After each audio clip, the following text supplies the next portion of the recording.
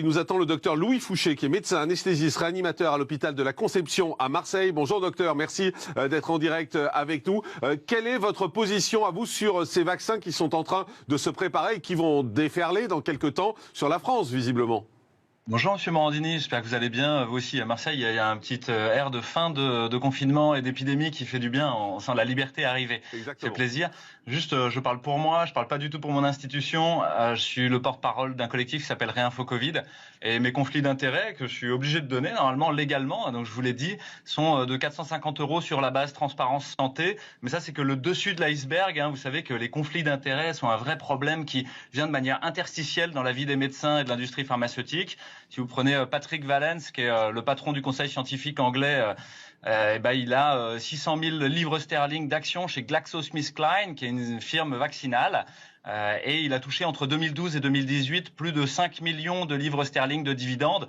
Vous imaginez bien qu'il n'est pas complètement vierge dans la stratégie vaccinale gouvernementale. Vous étiez quasiment vierge, on a bien compris. Voilà. Quelle est votre position sur les vaccins ? Alors je pense qu'il faut un petit peu de contextualisation. Effectivement, on est dans une situation épidémique où la létalité est très faible.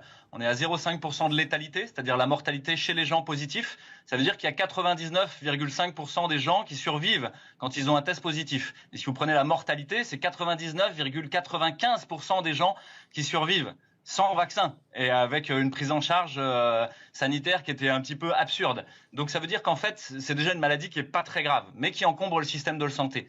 Et ça, Mike Ryan l'a dit, c'est le patron, le directeur exécutif du groupe sur les maladies émergentes à l'OMS. Il nous dit, il y a pire qu'un mauvais virus, c'est un mauvais vaccin.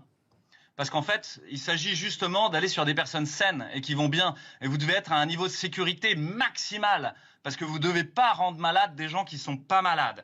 Donc là, il y a une vraie question à se poser. Et le problème, c'est que la science a été en partie cassée comme outil à dire la vérité, comme boussole à dire le nord.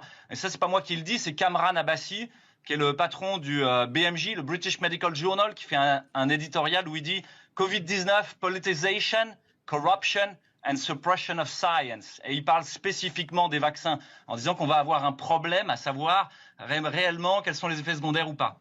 Il y a un problème de contextualisation juridique. Vous avez peut-être vu passer le fait que les effets secondaires et indésirables des vaccins ne sont pas remboursés par les firmes vaccinales.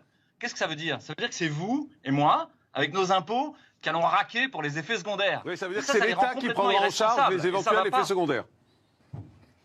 Il ne paye pas pour les effets secondaires, c'est vous et moi qui payons. Oui, c'est l'État, c'est ça. C'est-à-dire que l'État n'a pas intérêt à voir les effets secondaires, sinon il va raquer. Et donc il y a très peu de financement sur la recherche sur les effets secondaires. C'est un vrai problème en France et partout dans le monde. La bibliométrie autour des effets secondaires des vaccins est très particulière, elle est très faible. Il y a très peu d'équipes qui peuvent même travailler dessus. Donc là, on a un problème éthique de fond sur la structure législative et juridique dans laquelle on baigne. Il y a un problème économique, c'est un trop gros gâteau. Il va y avoir trop de conflits d'intérêts, vous le savez en fait. Il y a un problème démocratique, c'est que petit à petit, les médecins, le pouvoir et les marchands prennent le pouvoir sur vous. Bientôt, ils auront droit de cuissage. Donc, vous ne devez pas les laisser rentrer chez vous. C'est l'habeas corpus, c'est vous prémunir contre l'arbitraire. Docteur Louis Fouché, je comprends votre discours, mais juste pour être très clair, globalement, vous êtes d'accord que les vaccins, c'est utile et tous les vaccins qu'on a aujourd'hui sont utiles et sont efficaces. Vous n'êtes pas anti-vaccin globalement. Là, on parle bien du vaccin contre la Covid, on est d'accord? Anti-vax, pro-vax, en fait, c'est des mots qui écrasent la pensée. Les mots sont des fenêtres ou bien ce sont des murs. C'est Marshall Rosenberg qui dit ça, qui est le père de la communication non violente. La pensée des gens qu'on a en face de soi. Est-ce que vous êtes anti-vaccin ou pas, globalement? Non. Bien sûr que non. C'est un outil à disposition. Il faut juste le prendre comme il faut et regarder les stratégies alternatives. Qu'est-ce que vous dites aux gens? Vous êtes médecin, vous êtes dans un hôpital. Qu'est-ce que vous dites aux gens s'ils vous demandent est-ce que quand le vaccin arrive, je dois me faire vacciner? Quelle est votre réponse à vous? Vous leur dites quoi? Vous leur dites non? Est-ce que vous vous souvenez à la fin de Hold Up ce que dit Vincent Réliquet, le patron de l'EMZIB, qui est un médecin super? Quand on lui pose cette question-là, il fait référence internationale. Hein. Il fait et il dit j'ai ma réponse. Et donc vous, c'est ce que vous dites aux patients quand ils vous demandent? Je leur dis bien sûr que non, vous êtes ni des cobayes, ni les jouets du gouvernement ou des puissances d'argent. Mais ça veut dire que pour vous, ce vaccin contre l'arbitraire du roi. Donc, bien sûr que non, il ne faut pas vous faire vacciner. Ça veut dire que ce vaccin, pour vous, n'a aucune utilité? Non, pas du tout. C'est-à-dire qu'il faut attendre de savoir s'il est efficace. Et pour le moment, vous n'avez les données que de l'industrie. Il n'y a pas de monitoring extérieur. Donc, quand on vous dit 95% d'efficacité, en fait, vous n'en savez rien. Parce que moi, si je veux vendre ma sauce, je vais vous dire que c'est génial. Hein. Donc, pour le moment, il n'y a pas de peer reviewing réel. Et donc, vous ne savez pas si c'est efficace ou pas. Et l'autre chose, c'est que vous êtes sur une technologie vaccinale qui est extrêmement novatrice, qui est probablement très intéressante, mais dont on n'a aucun recul. Je vais vous dire un truc secret, c'est que l'ARN peut même se rétrotranscrire. Vous en avez parlé, hein, c'est le rétrotransposon. Ça, on a 8% de notre génome qui est composé de ça, de virus rétrotranscrits. Et ça arrive chez les gens qui ont une rétrotranscriptase et une intégrase. Et c'est qui dans notre population? Chez les gens VIH ou porteurs d'HTLV1.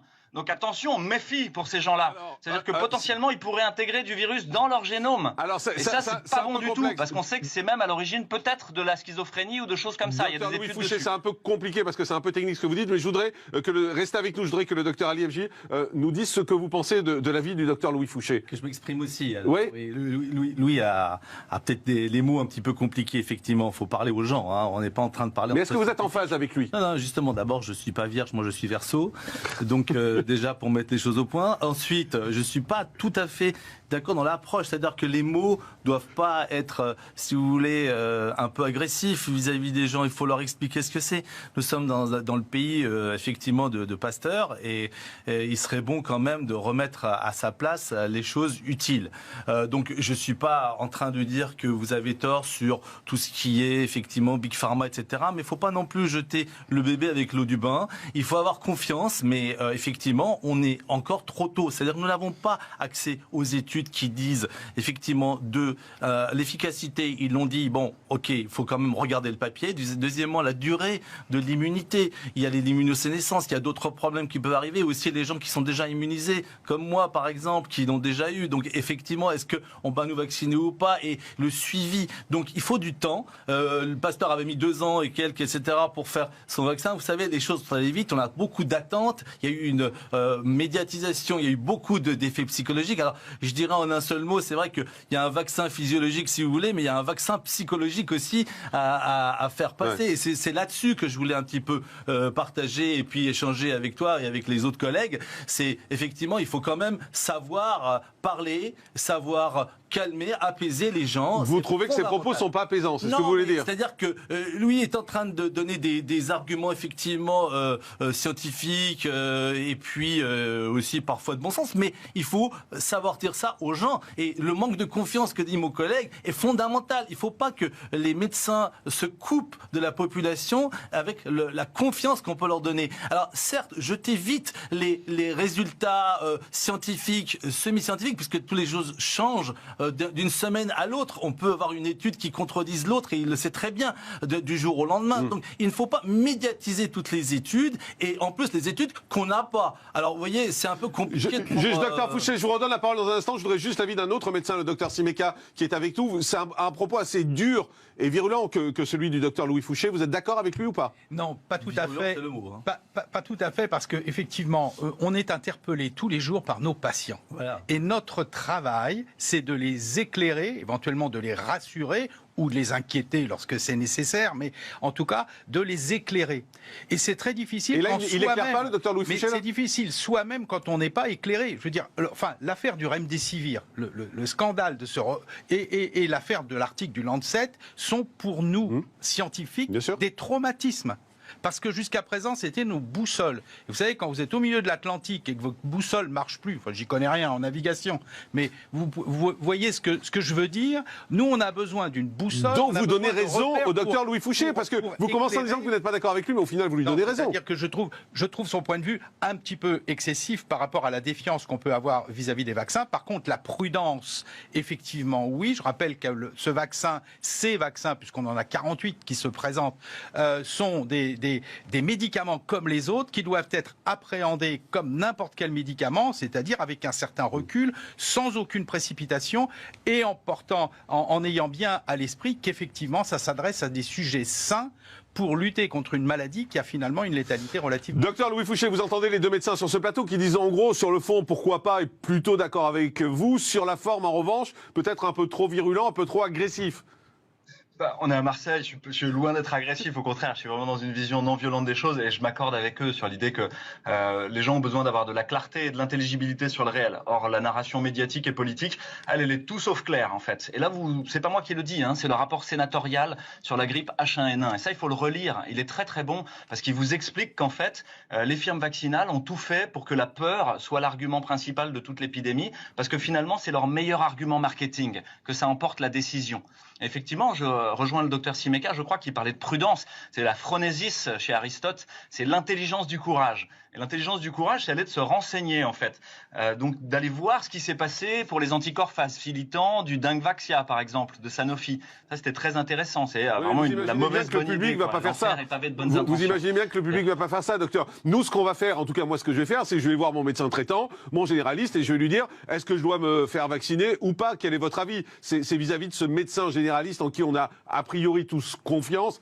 Et avec raison, c'est à lui qu'on va poser la question, ou on va se faire un avis en écoutant les médecins sur les plateaux. Mais quand on vous écoute, on a le sentiment quand même... Allez, comment le dire? Il y a un peu une notion de complotiste, malgré tout, quand on vous entend. Non, c'est le rapport sénatorial de H1N1, donc en particulier, je parle globalement. D'être de dangereux complotistes. Mais juste, la formation des médecins quant à la vaccination est assez intéressante. Il y a environ 4 heures de formation et finalement, on leur apprend à annoncer le calendrier vaccinal par cœur, parce que c'est ça la question d'internat, et à avoir les quelques punchlines qui permettent de le défendre. Mais si vous prenez réellement la plupart des médecins, il y a beaucoup de gens qui savent pas ce qu'il y a dedans. Ils savent même pas si c'est ADN ou ARN. Ils savent pas quelles sont les données de mortalité, etc. Et donc, il y a besoin que la population fasse cette montée en compétence de savoir. Docteur Alem, vous interpelle là-dessus. N'annonnez pas, docteur. Hein. Non, je n'annonce pas, mais faut pas lancer ça pour tous les médecins. Effectivement, s'ils sont un petit peu démunis vis-à-vis de cette formation, ils peuvent aussi apprendre. On peut aussi parler comme ça. Deuxième chose, je trouve qu'il aimait bien apparemment la philosophie. N'oubliez pas, science sans conscience n'est que ruine de l'âme. Et ça, c'est Rabelais.